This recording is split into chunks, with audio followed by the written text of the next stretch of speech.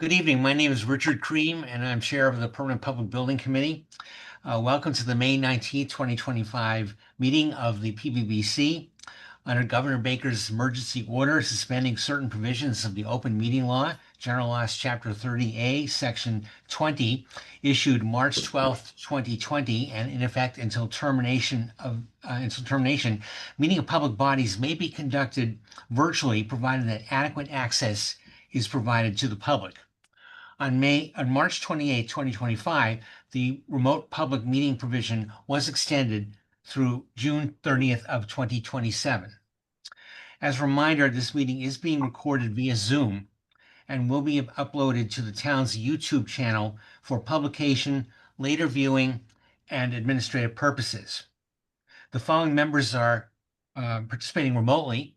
That's Stuart Chandler, Lynn Denninger, Bob Dermody, George Kent, and Roy Cipollenti, we believe, and I as chair. All votes will be conducted by roll call and recorded as such in the minutes. All right, the first item for business is the approval of the minutes of the April 29th meeting of the committee. The chair is not aware of any comments having been made with respect to the minutes that have been disseminated to the committee, but I'll ask once again if anyone has any comments with respect to the minutes as presented. Okay, hearing none, we'll deem the minutes to have been approved, and we'll ask that the minutes be filed accordingly. Thank you. So that brings us to the first agenda item, which is the Emery Grover project. Ken?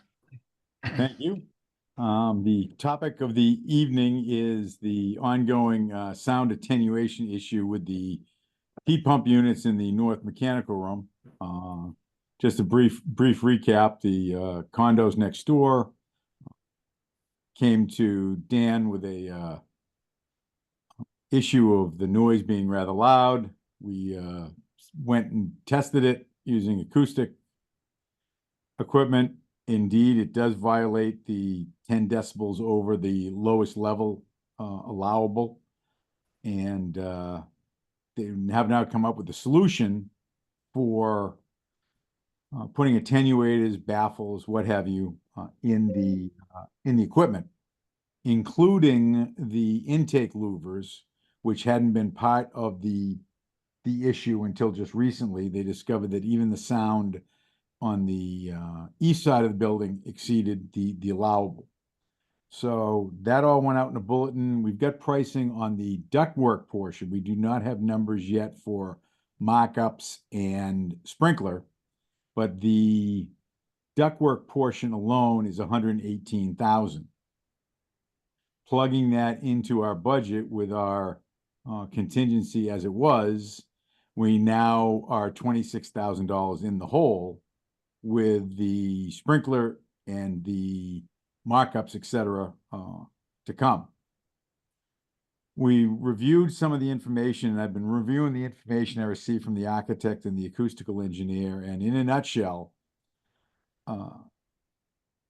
the design decibels that they worked off of appear to be correct from the information that Mitsubishi, the manufacturer, gave us. Actually, that information was actually even higher than what is on the submittal cut sheets for the project.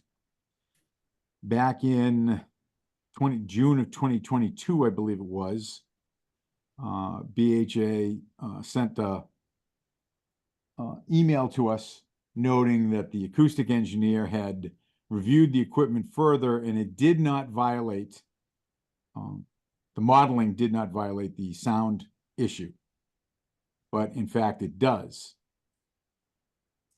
We're working with the sound engineer and Mitsubishi to figure out, okay, your modeling says it should be this, but it's actually much higher than that. So why was there something wrong with the modeling? Is the information given to us by Mitsubishi incorrect? We're still working down that road. Interestingly, the readings that were taken, I spent an evening with the acoustic engineer, taking readings at the property at about 11 o'clock at night. And the readings in the room itself were at or below what Mitsubishi said they should be. So we're still trying to figure out how we went from, you designed it to this, you said it was okay, why are we 50% over what it was supposed to be? When you say So- in the room, you mean in the room, In the mechanical in room, every, in the mechanical room, right, not right, at, right next to the unit lane, yep. but right not next- from the neighbors. No, no, But no, but there were readings done right at the neighbors. yeah, There were we readings did, done right outside. we did outside the intake louver, outside the exhaust louver, in the room, at the nearest property line. And they all formulated that into the report. But then the number did not go down much. I believe in the room it was in the low to mid 60s, and at the in decibels. At the property line it was 57. So it did not diminish that much once it got outside of the building. But their modeling said it was under 40. So still trying to work through that. Obviously, the dollars now become a problem. Mhm. And Hank and I will be having a discussion later this week, if not early next week, with BHA, the acoustic engineer, and Allied, the mechanical engineer, to see just where does this thing all fit. There seems to be Oh. some conflicting info, and go from there. If the information from Mitsubishi is incorrect, they own it. I agree. But the design 100%. info that they used on the cut sheet that they used in the modeling is 84. The submittal cut sheets that went in for the project, I think it's 64-ish. 64-ish. The You reading have to at be the under, unit and you have is to be under about, 40. right, the reading at the unit the night we did the readings was about that 64-ish. Leading me- Ooh, that's, leading me to believe that the Mitsubishi information is correct. yeah, that's a And tough one. they designed for one that was 33% higher than what the reading is. They designed for 84. Wow. So my gut's telling me there's something wrong with the modeling, but until I can sit down and have a conversation with all parties involved, I'm not going to go out on the limb and say, well, this is what it is. But that's the path that's leading me down. So And what about the timing of a resolution to this? Certainly the neighbors are. gonna- The their patience, information I I'm sure, is very received clear. today, Yeah. if we, basically, if we approve it now, by the time they do their submittals and their shops and everything else, it'd be early to mid-fall before Oh. the work was done. So, and we're not releasing it right now, so, Right. I'd say October, November, once we Mhm. come to a resolution before it gets taken care of. There is one other thing that we are looking at that Mitsubishi mentioned and the acoustician mentioned, which is there are different speeds on the fan. And you can do it at 50%, 60%, 70%, 85%, and 100%. We don't know what effect that will have. We're going to try it and see. But the engineer has mentioned that could reduce the performance of the equipment, which you don't want to do either. So that's all part of the discussion for later this week, next week. So I'll be happy to take any other questions that anyone might have. Questions from the committee? So Ken, can you hear me, Ken? Yep. Yeah, George. Um, it's George. So if we own it, how much is the hit to our budget? I think it's 20, was it 20, was it 26? Hang on a sec, George, let me let me check the budget.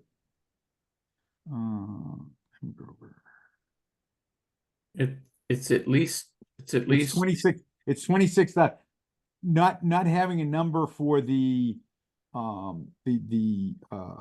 sprinkler and the mock-ups. The ductwork piece is 118, that's set, that's a good number. I estimated another 22, roughly 32 rather, for the other work, making it 150. So if the whole thing costs 150, we're 26,000 underwater. Only And we really, 26? short of debt numbers that we're still carrying, unless the debt number gets wiped out, everything else has been eliminated. There's no slough there to play around with.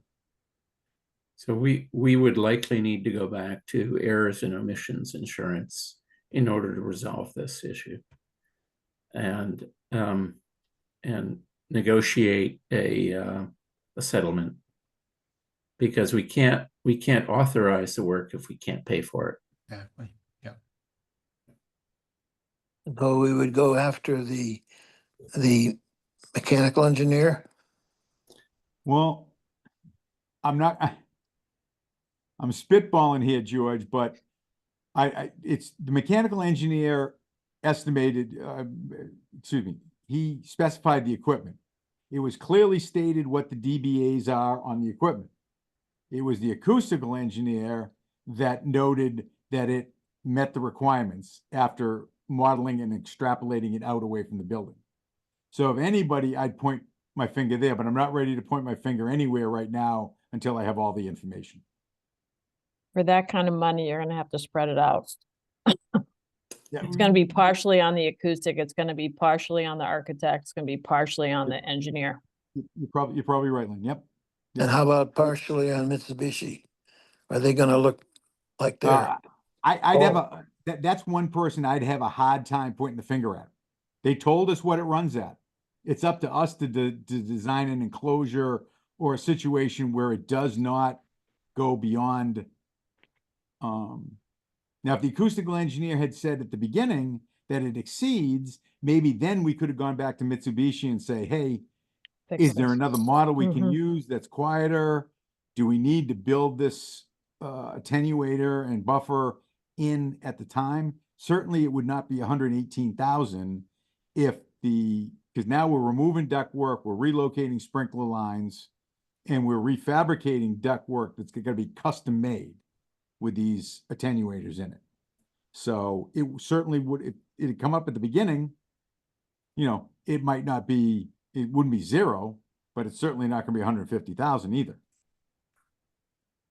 What is the protocol in a situation like this relative to town council? Do we bring town council in at this point or not? At some point, I'm sure we'll have to, Yeah, but until I have all the information, I can't. right. Right now, I'm kind of at a fork of the road, but I need the rest of the information to go through that, and that's going to involve the discussion with all the relevant parties. Okay. Any other questions Right. from the committee?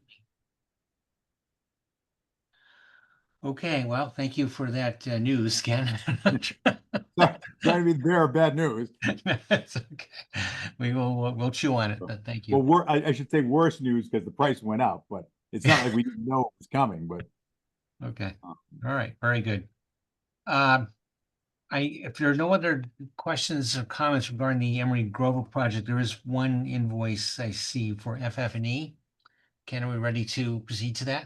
Yeah, absolutely. Very good. Please. Okay. All right, the chair will move that the PVC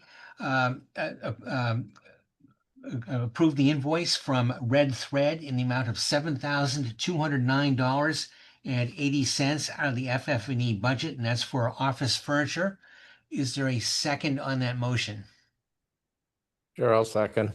Okay, thank you very much, Bob. We'll try a roll call vote and Can I ask a question yeah, go also? ahead. Yes. I'm just curious, process again. I'm still learning here. Is this furniture that came late, or like why is this happening now? I guess is my basic question. It was stuff the staff requested Oh, after the original order, and by the time they priced it, and had it happened now, I wouldn't have approved it. Knowing what I know now with the sound, and plus it took about well, I 10 hadn't even weeks. thought of that, but okay. Yeah, it took 10 weeks to get the stuff too, Bob. So that's Okay, that's fine. Thanks. Okay, terrific. Okay, we do have a quorum for the vote. So if there are no other questions, I'll call the roll call vote. Stuart, Aye. Lynn, I, Bob, Aye. George, Aye. and Ann, Aye. and the chair votes aye. Thank you. Any other questions or comments regarding the Emery Grover project before we move on? Very good. Ann, have a wonderful holiday weekend. Talk to you down the road. Take care. Okay. All right. The next item for business is the RTU replacement at Elliott and Broadmeadow. And Ken? Here we go. Here we go. Elliot, we're still dealing with a few niggling control issues that we're working through. It's not affecting the performance of the units. It's just some of the timing issues and all. So we'll continue to work through that and finalize that in the commissioning. On the Broadmeadow side, they've gotten a jump on some of the work over there. They have poured the air source heat pump pad out and back and built the retaining wall around it. They're hoping to land the unit a week from Wednesday, the 28th, which is a half day. They've also been doing work inside the boiler room. They've run their lines from the air source heat pump through the storage room into the boiler room, and they've done some other work in there. So they're moving along a little earlier. The equipment, all the equipment is in the rigger's yard. I believe it's Shaughnessy that they've got it in, and so they're ready to hit the ground running the day after school lets out. We do have on the list here to vote on the roof project, or the roofing piece. If you recall, we decided to replace all the areas rather than repair them, because the repair price was, for a small area, was more than half the replacement price for the whole area. But that did require some duct work to need to be relocated, because there's duct work literally sitting on the deck for two of the units up on the roof. So that added in, and that was 600 and, I don't know the number in front of me, Catherine, 643? That sound about right? I'm sorry, for the roof? For the RTU change order for the roof? It was 693. 693. Okay, 6 and 3. But even with that, we still have a hair under $1 million in the contingency. So and given the good luck we had with Elliott, there's nothing right now that makes me concerned that there's going to be problems ahead. Watch, I jinxed myself now. But I'm comfortable with moving ahead with that. And then there's an additional change order there for a little under $5,000. When they were digging for the pad and the retaining wall, they came across an unmarked irrigation line for the ball fields. So they hit that, so they had to repair that and relocate that a little. So that ended up being a little under $5,000 for that. That work's all been completed, and the whole area is backfilled, cleaned up. Once they land the unit and they put the fence up, they'll be able to do the loam and seed around it and walk away from that exterior work. So, any questions? Okay, well, hearing none, we'll proceed then to the change orders first. There are two change orders here. We will recite them individually and vote on them separately. The first is change order number 2. That's CAM HVAC and Construction. That's in the amount of $4,765.95 coming out of the general contractor's budget. And the second is change order number 3, also from CAM, in the amount of $693,455.76 out of the general contractor's budget. The chair will move that the committee approve the, I don't have a grand total here, so I guess we'll vote them separately. That the committee approved the CEO rather, from CAM in the amount of $4,765.95. Is there a second on that motion? Sure. Thank you, Bob. Discussion on the motion? Okay, hearing none, we'll proceed to the roll call vote. Stuart, Aye. Lynn, Aye. Bob, Aye. George, Aye. and is Barry on site? No, it's not. Okay. Well, chair votes aye. Okay, we do have a quorum there, so that's fine. Okay. That is approved. The second change order is that's change order number 3, as I mentioned, in the amount of $693,555.76. That's coming out of the general contractor's budget. Is there a second on that particular motion? Sure. Okay, thank you, Bob. Discussion on the motion? Hearing none, we'll proceed to the roll call vote. Stuart, Aye. Lynn, Aye. Bob, Aye. George, Aye. and chair votes aye. Thank you. Thanks. We'll then proceed to the invoices under the RTU project. The first is requisition 1 from CAM HVAC and Construction. That's for services through April 11th, 2025. The amount of $1,499,138.00 coming out of the general contractor's budget. And the chair will move that the committee approve that particular invoice. Is there a second on that motion? I'll keep going. Sure. Okay, it was a race there to tie there. Okay. I'm on a roll. Catherine. Yeah, okay, okay. Well, thank you for the seconding. Any discussion on that motion? Hearing none, we'll proceed to the roll call vote. Stuart, Aye. Lynn, Aye. Bob, Aye. George, Aye. and chair votes aye. Thank you. All right, next we have a set of 4 invoices from GGD Consulting. And the chair will read them. The chair will move that the committee approve the following invoices. Invoice for March 2025 services for Broadmeadow. Again, this is all GGD Consulting Engineers in the amount of $4,000 coming out of the designer budget. Then there is a second invoice from GGD in the amount of $3,525. That's for March 2025 services at Elliott, also out of the designer budget. We also then have actually a set of 3 invoices. So the third invoice is also from GGD, and that's the amount of $3,300 even, and that's for March 2025 services at Broadmeadow and the roof bid. And that's out of the designer budget. The total of those 3 invoices is $10,825.00. The chair will so move. Is there a second on that motion? Thank you, Bob. Discussion on the motion? Okay, hearing none, we'll proceed to the roll call vote. Stuart? Stuart? Okay, Aye. there you go. Thank you. Lynn? Aye. Bob? Aye. George? Aye. Chair votes aye. Thank you. Okay, and finally, one more invoice for under this topic, under the RTU project, and that is from NV5.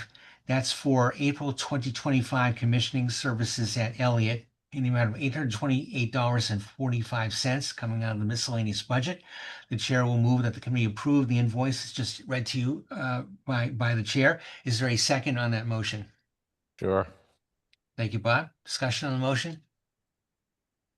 Hearing none, we'll proceed to roll call vote. Stuart, Aye. Lynn, Aye. Bob, Aye. George, Aye. and chair votes aye. Thank you. Anything else before we leave the topic of the RTU projects at Elliott and Broadmeadow? Okay, hearing none, we'll move on to our next topic, which is DPW Complex Phase 1. Is that Hank? No, I get that one. Sorry, Ken. Sorry. We'll keep going with Okay, Ken's on a roll. got it. I'm on a roll just like Bob is. Okay. On the DPW, we continue to work through the design. They're working on construction documents now. we've had multiple meetings on different pieces of it, IT, hardware, finishes is upcoming. We're moving along with the approvals process. We've already been to Design Review Board, got their okay. We've been through Concom, got their okay. Meeting tomorrow with the Planning Board. Hopefully that comes out positive. There have been some minor comments from some of the town departments, nothing major, nothing that either we haven't thought of and are working on already, or things that are gonna, create any crazy issue. But the designers continue to go through their work, and we've got the request for the RFQs out for contractors and subcontractors. Those are being distributed now. They're being drawn through Lyro Hill, and those are due on Thursday the 5th. I screwed that date up and had it Thursday the 6th, but Thursday the 5th, so another couple weeks, and we'll have those in.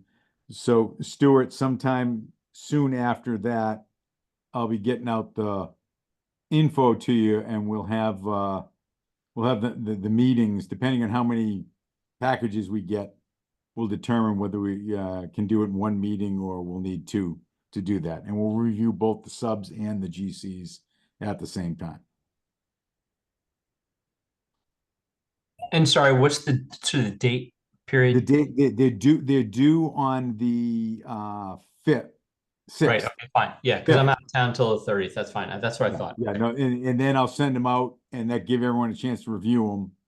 Lyro Hill will do all the background stuff, the credit checks, the background checks, the references. So all we're really going to be doing when we meet is to review the merits of each of the subs and GCs. So that'll happen sometime over probably the latter half of June, Stuart.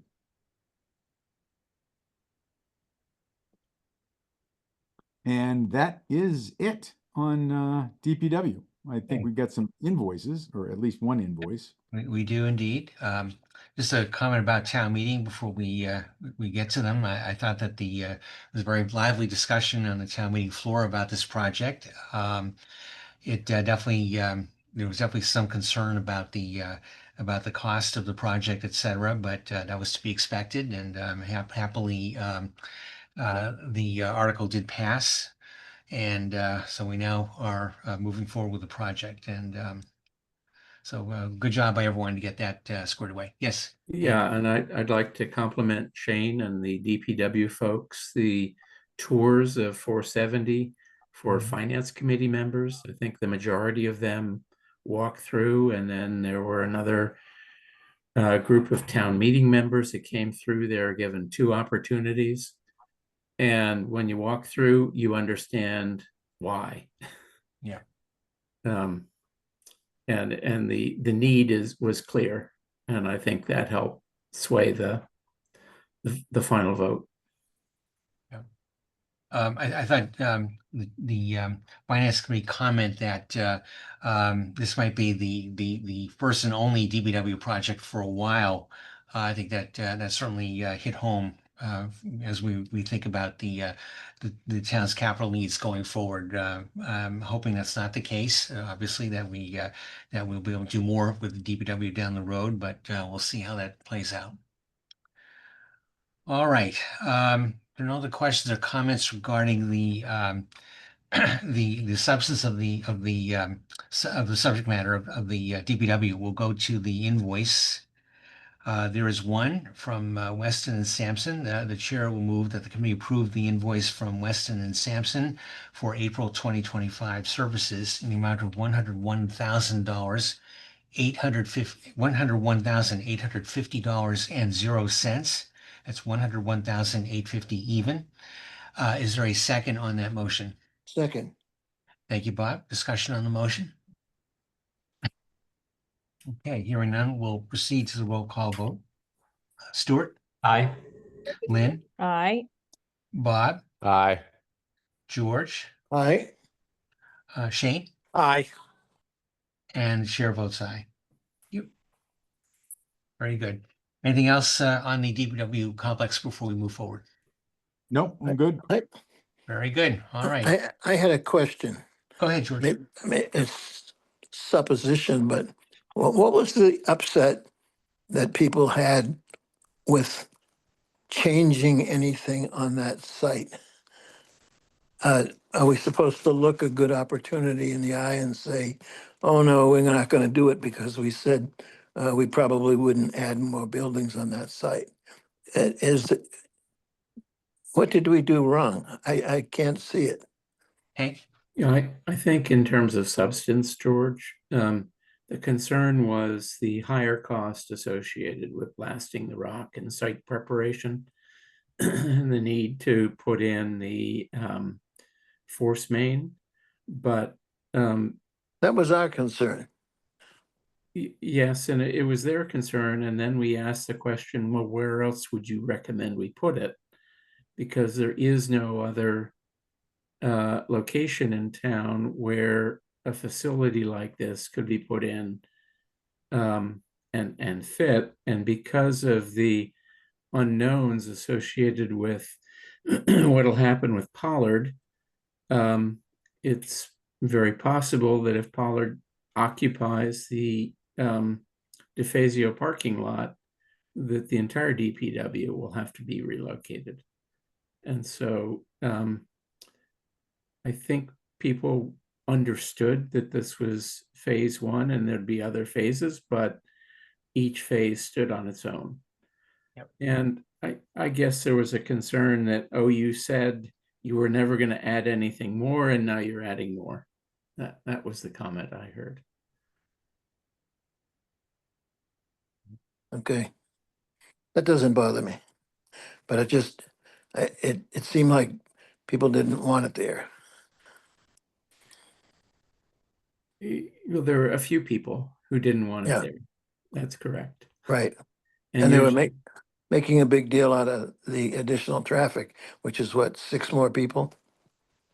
And when you read through the details, it actually reduces the heavy travel traffic on Mark Tree because those vehicles that need to come over and get maintained, currently they have to travel to 470, and that will be reduced. And we pointed out that the RTS vehicles are some of the highest maintenance vehicles.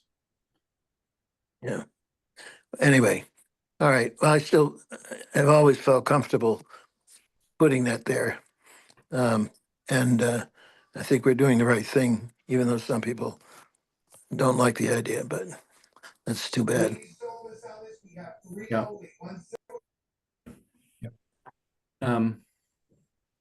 Very good. Any other questions or comments regarding the DPW project before we move on? Okay, hearing none, we'll proceed to the next item on the agenda, which is the Center at the Heights Phase 1. Ken, is that you? No, Okay. you're good. Okay. It's Richard. Okay. Pinch hitter, Richard. Pinch hitter. Okay, there we go. Okay. Yeah, the Center at the Heights, as you know, we did get the appropriation for the design fees, and we are proceeding with BH+A on the design. And tonight we'll be asking for an approval of their PSS. The intent in terms of the overall schedule would be to enable them to initiate schematic design in June once the appeals period is over, and roll fairly rapidly through schematic design development with cost check, cost estimates at each of those stages. And then again, a cost estimate at 80%. We will be requesting that secondary cost estimate from Lyro Hill. We don't have that number to present to you tonight, but we will bring that to you at the next meeting. And the intent would be to have bids in hand by next April. think that the master plan was sufficiently comprehensive, and that'll form the basis of moving forward. The scope, I think we've discussed before, but the scope will include 3 portions, 3 phases that were in the initial study. It will include the renovation of the existing kitchen, converting it from more of a residential scale to a commercial scale. It'll include the addition of a vestibule to the back side of the building where all the parking is. And it'll include the swapping out of 2 spaces on the ground floor so that the exercise room can move into the larger space that is currently occupied by the game room, enabling them to increase the number of pieces of equipment in that space by about 6 or 7, and servicing more clients, particularly during peak periods. And Tim, I don't know if there are any other steps along the way, but we intend to have a kickoff meeting with them early next month. Yeah, I mean, I think the only thing I guess is just sort of we were presented in the feasibility with a number of different options on where the fitness room could go. Sorry, where the game room could go if the fitness room moved into the game room. And I think one of the things I want to do is sort of just double check our assumptions. We decided on the simplest thing, which was to swap the fitness in the game room, but there's a possibility we could move the fitness room over and then move the game room upstairs. Moving the game room downstairs was discussed, but that's beyond sort of the scope of what we're interested in pursuing, I think. But yeah, excited about the project. So I guess we'll look at that option. Moving upstairs, the downstairs room doesn't have adequate HVAC. There are no bathrooms down there, so the cost of moving it downstairs would be higher than any other location. And I don't think it would be well received to put people into low headroom spaces where you can physically touch the beams. Still think we could put the card players down there. It'd be just like a casino. No outside windows. We could pump in the oxygen. We could play mahjong and bridge. It'll work fine. Well, I think it's important to identify the various options so that if people do want to know why you didn't do that, it's identified. Yeah. Good point, George.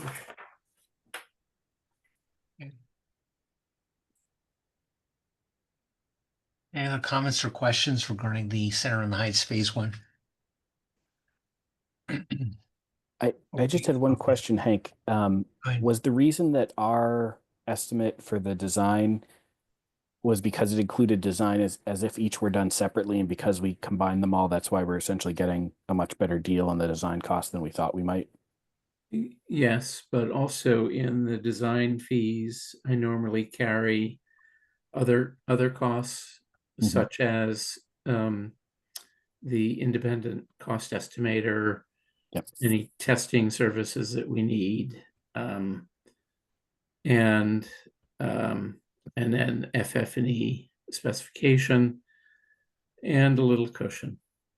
And any portion of that that's not used during the initial phases can be rolled over and used in a later phase. Yep. Just good. Anything else? Okay, hearing none, there is one item. It's actually a change order, as mentioned by Hank. The chair will move that the committee approve the PSS number 2 from BH+A Architects. That's for design services in the amount of $170,000 even, $170,000 even. That's out of the architectural budget. Is there a second on that motion? Second, Thank you, Bob. Discussion on the motion? Hearing none. Oh, George? no, Okay. No, Okay. I was the one that seconded. Okay. Oh, great. Thank you. Okay. All right. Sorry. Thank you for seconding it. And we'll proceed to the roll call vote. Stuart, Aye. Lynn, Aye. Bob, Aye. George, Aye. Tim. Oh, I forgot I get to vote on this. Sorry. Yes, you do. Aye. Thank you. And the chair votes aye. Thank you. Okay, I believe that's the only item we have on the Center of the Heights project. Any further discussion on that project before we move on? Okay, hearing none, we'll proceed to the library project. Thank you, Tim. And we'll move forward. Yep. So with that, Hank, library? Yes.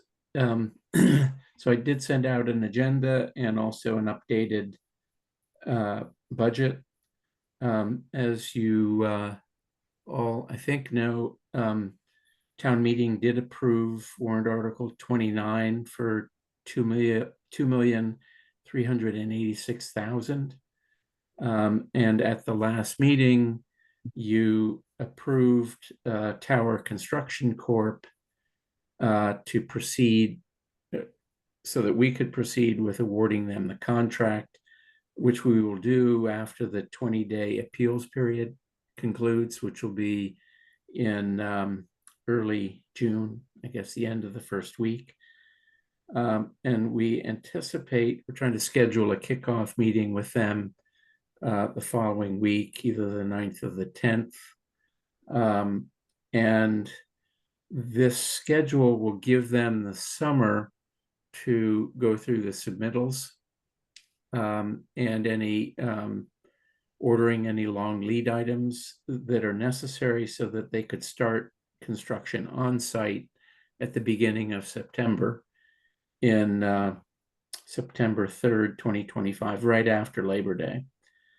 Target is to get substantial completion by early February, and then final completion by the third week in February. The budget, and I can share that if that's helpful. Let's see. You should have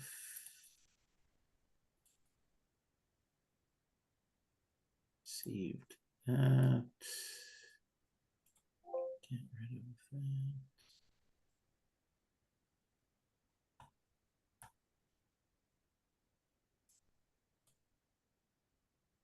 Rotate it. Let's see, is that big enough? Can you see that? You should have all received a copy of this. But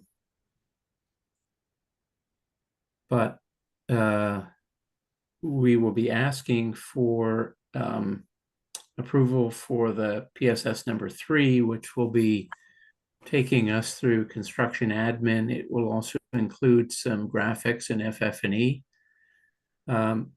Working in the Tower Construction Corp bid for $1,624,000, and anticipating the FF&E categories in the anticipated cost log, we would still have estimated contingency of around $280,000. So I think we've got a very reasonable budget moving into construction. And as with any renovation, there will likely be some surprises. But we do know that part of the technology and security, we will be adding some access doors, and we may have sufficient budget to connect the new system with the existing system. That would be one of our goals. Are there any questions about the budget? Well, hey, just had a question. So, relative to your last comment about the possible surprises, and certainly, obviously, we all expect that whenever there's a renovation. But I was just curious as to, whether our approach of getting detailed drawings, as-built drawings, does that help in terms of minimizing the surprises, or maybe Yes. comment on that? Yeah, certainly it does. And we do have we do have reasonably good as built. And since the area that we're renovating was all newly constructed, when that whole addition was put in, what is it, 15 plus years ago, we think we have a good handle on the paths that we will we'll have to use, but there are some hard ceilings, and there'll likely be some ceilings we need to open and then close up again. So in terms of logistics, the area will be contained with an outer wall, a dust wall, if you will. And the contractor will be required to minimize dust within the area. And as with most contractors, they do like to start early. I expect they'll be starting their work a couple hours prior to every day, starting a couple hours prior to the opening of the library. So we intend to have a lot of the deliveries and things like that occur in that early morning window of time. Very good. Any other questions for Hank on the, or guests on the library phase 1 project? This is Sure. kind of a trivial question, but how are you separating the workers from the people that are using the library? Is there a separate path for the construction workers after the library opens? We will have to go through that. We do not have an entirely separate path. However, we will be going through query checks on all workers that are on the site. That I think was our compromise. And generally there, we've offered them the upper lot over at the Rosemary Pool Complex to set up a field office and container. If they have early deliveries, they can store it over there. But they will have to go through the occupied space. And our current path has them come in the service door, but they would have to walk across the floor, which is mainly stacks in that other side. Okay. It's just a little iffy, and I think it's going to take some clever ways of doing it. The ideal way would be to have a separation where they all come in the front door, but the construction workers go off to the right, and it's separated from people who don't ever get to go off to the right. Let's say they stay to the left or whatever. But the fact is that might not be possible. Yeah, short of building a separate outside stair for them to access, which is not in the contract drawings. I don't think there's a way in which we can totally isolate them. Okay. Something to think about. Yes, definitely. As you've got dirt, you've got buckets and all kinds of stuff that they're going to be carrying. You've got equipment they're going to be carrying. People are going to be walking by with their little kids. It sounds like not a good idea to not separate them as much as possible. But The hope is, George, that all that kind of stuff is happening before hours. So in those first few hours before the library opens, they can do a lot of that messy stuff. And then, yeah, you might have guys walking back and forth to the trailer or something. But even coming in the loading, remember, there's really only 3 doors. The back Yep. door by the community room, the front door off of Highland, and the loading dock door. And the loading dock door at least keeps the entrance separate from the general public. But they are still going to have to walk down through the stacks, and that's actually the long way in. Yeah.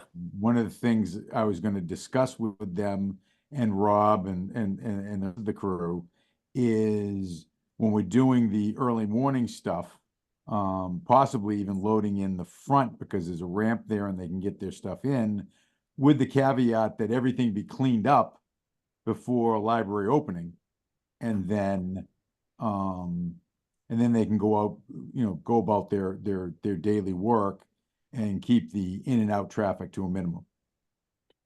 Can you give them the front entrance completely? No, because the general No. public comes in that way, and then if you're doing that, then you'd have to build a corridor from the front door to the work area. Remember, that work area is just that back, the back know. half of the left-hand side. Yeah, So you get that circulation desk. all right. I shouldn't be asking detailed questions like this. It just gives me a little bit of the chills thinking about mixing possibly little kids with workers from a safety point of view. Equipment. But, the general conditions in the contract help prevent that kind of stuff. Okay, And, we just continue to monitor it on a daily basis, make sure that they're cleaned up, and that's, Yep. what, okay, that's part of my, job is to, monitor that. yep. All right. Very good. Any other questions or comments before we move on to the change order and the invoice? Okay, hearing none, we'll proceed to the change order. And the committee would, the chair will move that the committee approve PSS from Util Incorporated in the amount of $98,660 out of the architect's budget. And for the reasons set forth earlier in the discussion, is there a second on that motion? Thank you, Bob. Okay, appreciate it. Motion made and seconded. Any discussion? Hearing none, we'll proceed to the roll call vote. Stuart, Aye. Lynn, Aye. Bob, Aye. George, All right, Earhart, Aye. Rob, Aye. and the chair votes aye. Thank you. And the second item is an invoice from Util. The chair will move that the committee approve the invoice for payment from Util Incorporated for March 2025 services in the amount of $16,055.50. Again, that's $16,055.50 coming out of the architect's budget. Is there a discussion? Is there a motion, a second on that motion, I should say? Sure. Thank you, Bob. Any discussion on that motion? Okay, hearing none, we'll proceed to the roll call vote. Stuart, Aye. Lynn, Aye. Bob, Aye. George, all right, Earhart, Aye.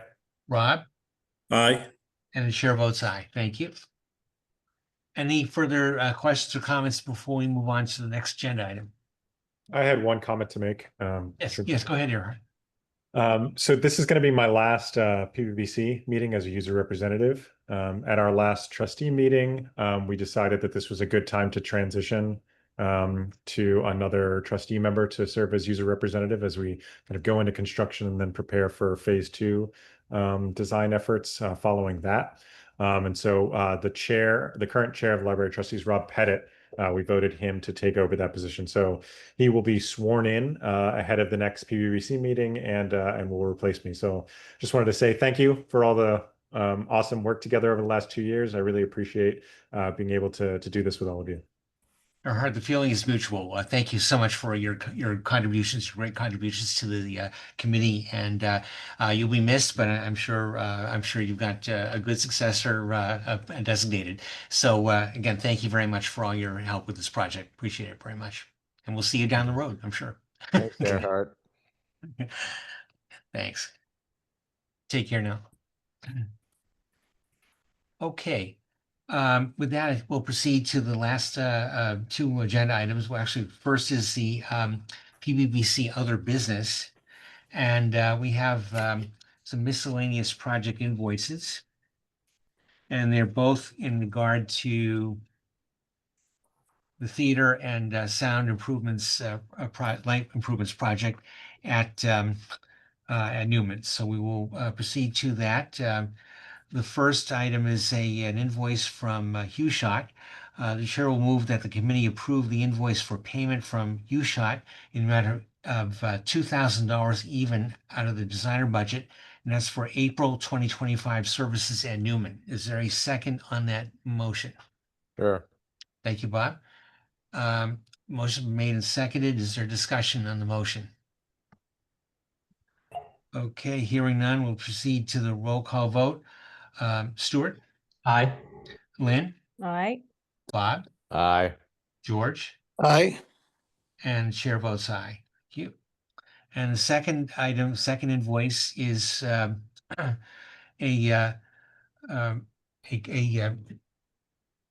what's that? This is an invoice from Barbizon Lighting. The chair will move that the committee approve the invoice from Barbizon Lighting for payment in the amount of $937 out of the miscellaneous budget, and that's for light panel P-ACP processor repair. Is there a second on that motion? Sure. Thank you, Bob. Discussion on the motion? Hearing none, we'll proceed to the roll call vote. Stuart, Aye. Lynn, Aye. Bob, Aye. George, Aye. and the chair votes aye. Thank you. Any other questions or comments about the theater sound and light improvements project before we move on? Hank? Yes, we will be receiving the bids on Thursday. And hopefully those will all be favorable and within the budget that was approved at town meeting. And then we'll be coming back to the committee at the next meeting to approve that contract so we can move forward. Again, that one will have a similar long lead because the actual work on site for the theater system improvements or upgrades won't occur until the summer of 2026. But this allows pretty much a full year to be able to pre-order items that we think will be long lead items. And hopefully that long lead will also mean that we're not competing against other summer slammers that are already in process for 2025. Very good. Thank you. If there are no other further questions or comments, I'd like to move to the other item of new business, actually two items. First of all, there is a chairs meeting scheduled for, I believe it's June 4th, is that right? June 8th, I believe. Oh, June 8th, sorry, okay. Well, it's on a date that I know will not be able to attend. I know Stuart, you'll Excuse me, you're correct. June 4th, Wednesday, June 4th. Stuart, I know that you're going to be traveling, but would you be back in time to be able to attend that meeting? Yeah, June 4th I can attend. Okay, great. Thank you very much. Appreciate that. The second, Where is that going to be? Is that the for Pollard over at school building? Yes, at Emery Grover starting at 8 o'clock, 8 to 9, in the school committee conference room.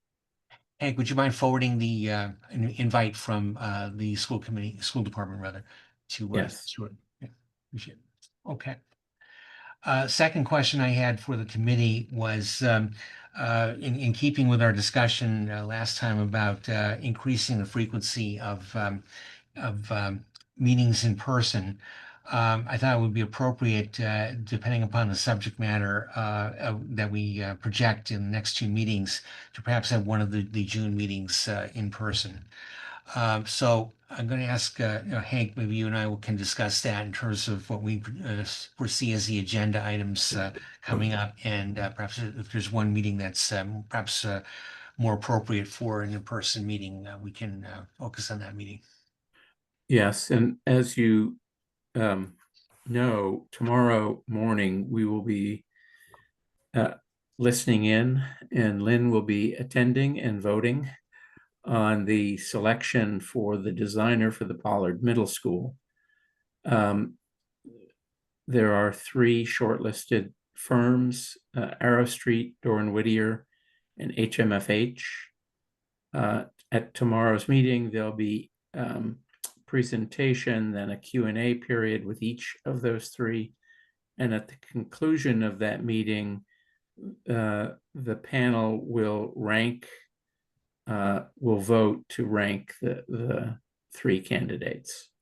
And the top ranked candidate will be the one that we will be then negotiating our contract with and moving forward with. So we will keep you apprised, keep the committee apprised.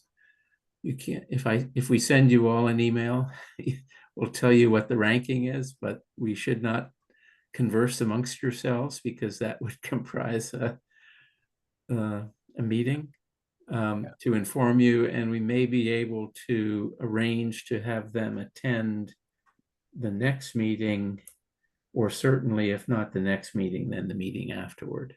Well, perhaps that answers my question, and I think the meeting that in which they're going to be in attendance, I think would be the one to logically take as our in-person meeting. So yes, and I think it would be good for this committee to meet those members, and to that meeting we would, I think, invite both voting and non-voting members. So John Connolly, I think we would want to invite, and Tamitha, obviously, but we have already, and Merrill has already been working